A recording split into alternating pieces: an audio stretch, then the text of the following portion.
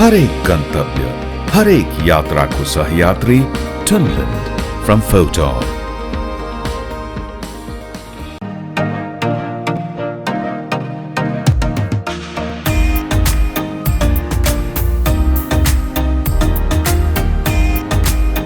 यो भिडियोमा हामी देखाउने छौं मोमो कसरी मेसिनबाट बनाउन सकिन्छ, उत्पादन के कस्तो हुन्छ, आम्दानी के कस्तो हुन्छ र मेसिन खरिद गर्नको लागि कसरी सम्पर्क गर्ने, कहाँ पाइन्छ भन्ने लगायतका सम्पूर्ण विषयहरू हामी यो भिडियोमा समेट्ने छौं।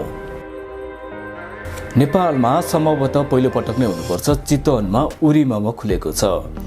लामो समयसम्म विदेशमा बसेर नेपालमै केही गर्नुपर्छ भन्ने उद्देश्यले चितवनमा एकजना युवाले मोमो व्यवसाय एकदमै रहर लाग्दो तरिकाले सञ्चालन गर्नुभएको छ। उहाँले मोमो उत्पादन गरेर त्यही पकाएर त्यही बेच्ने त छँदै नै छ, त्योदेखि बाहेक अरू डिपार्टमेन्ट स्टोरहरूमा, होटलमा, पार्टी प्यालेसहरूमा सबैतिर चाहिँ उहाँले उत्पादन गरेको मोमो सप्लाई पनि गर्दै आउनुभएको छ। यही सन्दर्भलाई जोड्ने क्रममा हामी सर्वप्रथम चितवनमा कसरी उरी मोमो सञ्चालन भइरहेको छ भन्ने कुराहरू देखाउन गइरहेका छौँ। यसै सन्दर्भमा हामी यहाँ सर्वप्रथम प्रस्तुत गर्न गइरहेका छौँ मोमो कसरी उत्पादन गर्न सकिन्छ मेसिनबाट भनेर।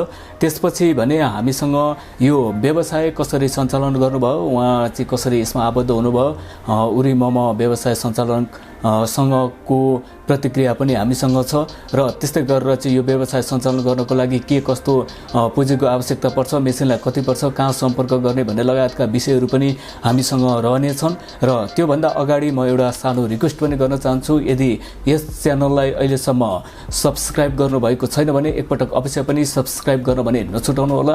कस्तो लाग्छ प्रतिक्रिया दिन भने नभुल्नु होला। आगामी दिनमा पनि हामी यस्तै तथा अन्य विविध विषयहरूको बारेमा जानकारीमूलक सामग्रीका साथ हामी अवश्य पनि आउने नै छौँ। त्यस कारणले गर्दाखेरि पनि अन्य भिडियोहरू सहज रूपमा हेर्नको लागि सजिलो होस् भन्नको लागि चाहिँ यस च्यानललाई एकपटक अवश्य पनि सब्सक्राइब गर्न भने चाहिँ नछुटाइदिनु होला। र अहिले भने लागौँ मेसिनबाट कसरी मोमो उत्पादन हुन्छ भन्ने प्रोसेस अलिकति हामी यहाँ प्रस्तुत गर्नेछौँ र त्यसपछि भने कस्तो आम्दानी हुन्छ, कसरी चाहिँ मेसिनहरू खरिद गर्ने भन्ने लगायतका विषयहरू पनि हामी यो भिडियोमा समेट्नेछौँ। र सर्वप्रथम भने हामी यहाँ देख्न सक्छौँ मोमो बनाउनको लागि आवश्यक सामग्रीहरू जस्तो यहाँ देख्न सक्छौँ हामीले प्याज देख्न सक्छौँ, त्यस्तै बन्दा छ, मासु छ हैन। के सम्बन्धी मोमो बनाउने हो त्यो चिज सामानहरू पहिले रेडी गर्नुपर्ने भयो र त्यसपछि यसलाई कटिङ गर्ने, मिक्सिङ गर्ने मेसिन हामी यहाँ देख्न सक्छौँ। मजाले चाहिँ बन्दालाई मिक्स चाहिँ कटिङ गरिराखेको अवस्था छ र त्यस्तै गरेर चाहिँ यता प्याजलाई पनि त्यस्तै गरेर हामीले सानो टुक्राहरू बनाउन सक्छौँ र त्यसपछि किमा बनाउने छ। यतापट्टि मासुलाई पेलेर चाहिँ किमा बनाइरहेको अवस्था छ र त्यसपछि हामी यहाँ देख्न सक्छौँ पिठो मुस्ने मेसिन।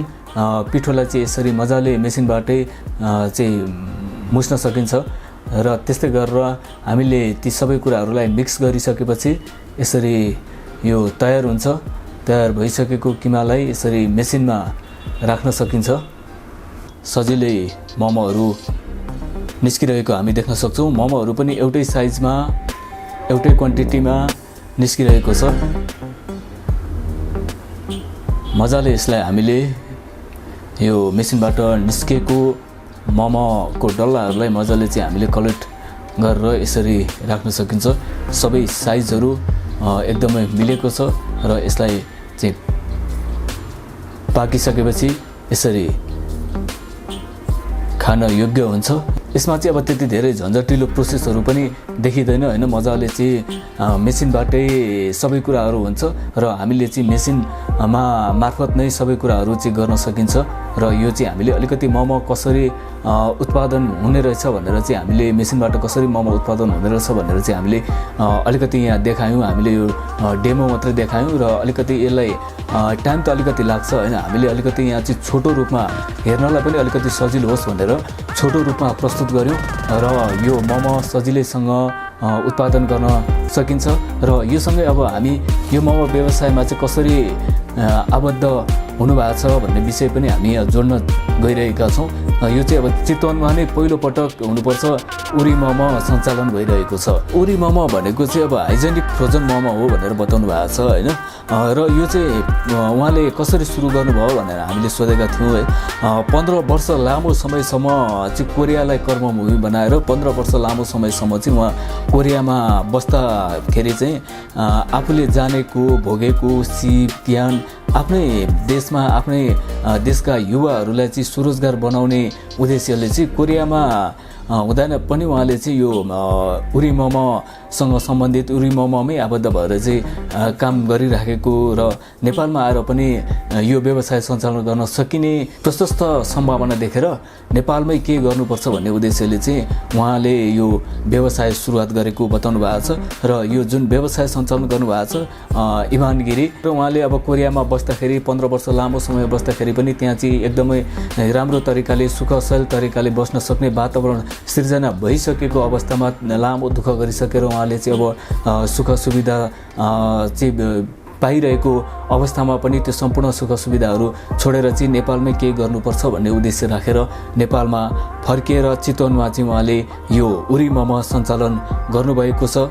र आफ्नो यो सानो प्रयासले गर्दाखेरि अरूलाई पनि स्वदेशमै केही गर्न सकिन्छ र गर्नुपर्छ भन्ने एउटा प्रेरणा होस् भन्ने उद्देश्यले पनि यो व्यवसाय चाहिँ सञ्चालन गरेको भनेर उहाँले बताउनु भएको छ। र अहिले जुन यो मोमोहरू उत्पादन गरिराख्नु भएको छ यो चाहिँ अहिले चितवनको सबै जस्तो माटहरूमा उरी मोमो पाइने बताउनु भएको छ। त्यस्तै गरेर चाहिँ होटल पार्टी प्यालेस क्यान्टिन त्यस्तै मोमो पसलहरूमा सबैतिर चाहिँ उरी मोमो बिक्री वितरण हुँदै आइरहेको र यसको माग चाहिँ अत्याधिक बढिरहेको दिन प्रतिदिन बढ्दै गइरहेको पनि छ भनेर बताउनु भएको छ। र आगामी दिनमा अरू ठाउँहरूमा अरू सिटीहरूमा पनि नेपालको अरू सिटीहरूमा पनि यसलाई चाहिँ विस्तार गर्दै लैजाने योजनामा रहेको पनि बताउनु भएको छ। र यसको क्वालिटी राम्रो भएको हुँदाखेरि धेरैले चाहिँ यो व्यवसाय अझै बढाउनको लागि सपोर्ट गरिराखेको सपोर्ट पाइराखेको पनि उहाँले बताउनु भएको छ। र जति यहाँ अहिले उत्पादन गरिराख्नु भएको छ यो उत्पादनले माग चाहिँ धान्नलाई अझै धौधौ परिरहेको अझै नै मागहरू बढिरहेको सन्दर्भमा चाहिँ अझै माग धान्नलाई निकै गाह्रो भइरहेको पनि उहाँले बताउनु भएको छ। त्यति धेरै चाहिँ बिक्री भइरहेको छ अहिले चितवनमा उरी मोमो। उरी मोमो नै किन भनेर हामीले प्रश्न गरेका थियौँ। उरी मोमो चाहिँ पूर्ण रूपमा आधुनिक प्रविधिबाट खाद्यान्नको पूर्ण नियमहरू पालना गरेर उत्पादन गरिएको त्यस्तै गरेर चाहिँ आधुनिक मेसिनबाट उत्पादन गरिएको हुनाले चाहिँ यो एकदमै स्वास्थ्यवर्धक रहेको पनि बताउनु भएको छ। र यो चाहिँ जुनसुकै एज ग्रुप बच्चादेखि वृद्ध सबैलाई चाहिँ खान योग्य हुने स्वास्थ्यवर्धक मोमो रहेको पनि बताउनु भएको छ।